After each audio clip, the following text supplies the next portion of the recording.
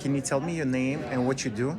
Sure, my name is Alice Sullivan, and I'm a professor of medieval art and architecture at Tufts University, and I'm also the director of graduate studies for the two-year MA program. Okay. Okay. What projects are you involved in? So I'm involved in several research projects that look at the history and culture of medieval Eastern Europe. I'm currently developing an edited volume that looks at the history and art of the region of modern Ukraine. That's going to be published. It takes in different perspectives with different authors writing different chapters of the book.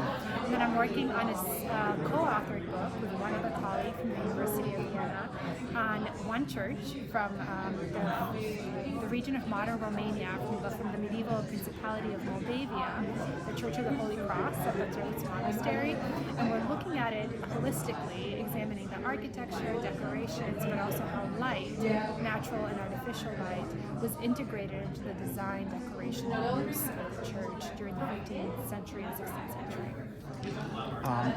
How has Byzantine visual culture been used to shape modern national identities in Eastern Europe, and where do you see this becoming contested today? That's a great question. It's a very big question. So I think the legacy of Byzantium informed aspects of culture and religious practices in regions of Eastern Europe, such as Serbia, Bulgaria, Romania, further north in Ukraine and Russia. I think the cultural heritage that we have is reflective of the Byzantine traditions that were reworked in different contexts, but a lot of that cultural heritage is endangered now because of the various conflicts and modern restoration projects that are being underway. I think the Byzantine heritage was also adapted locally, so in time there was a local style in church architecture in Serbia, Bulgaria, for example, and Romania that kind of removed aspects of the Byzantine heritage, accentuating instead more of a Serbian identity or a Bulgarian identity or a Romanian identity, for example. In regions affected by war or political instability, how do you prioritize shift between preserving medieval art as heritage and responding to immediate human need? Yes, that's also a very good question. So I would say it's important the people are important first. So like protecting them and providing what they need in order to survive and carry on, but also finding ways to preserve the cultural heritage in archives and collections and in monuments too.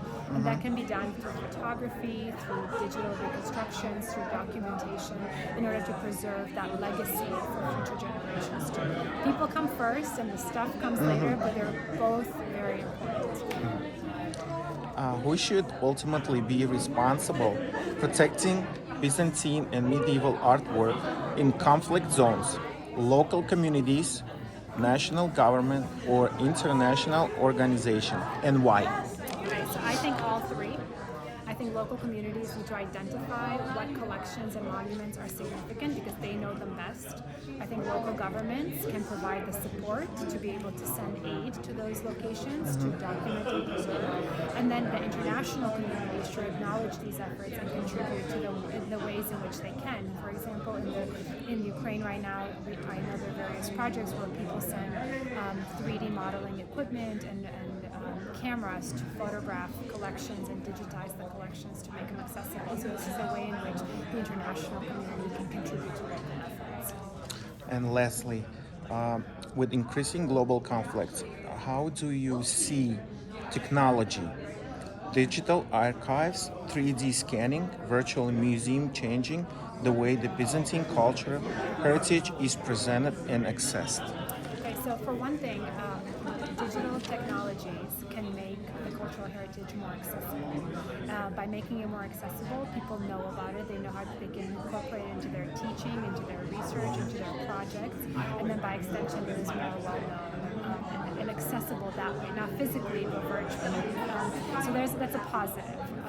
And I think once it's known, then it can be incorporated in broader projects, for example, even textbooks that kind of dictate how we teach the things that we teach and what we value about certain regions and cultures.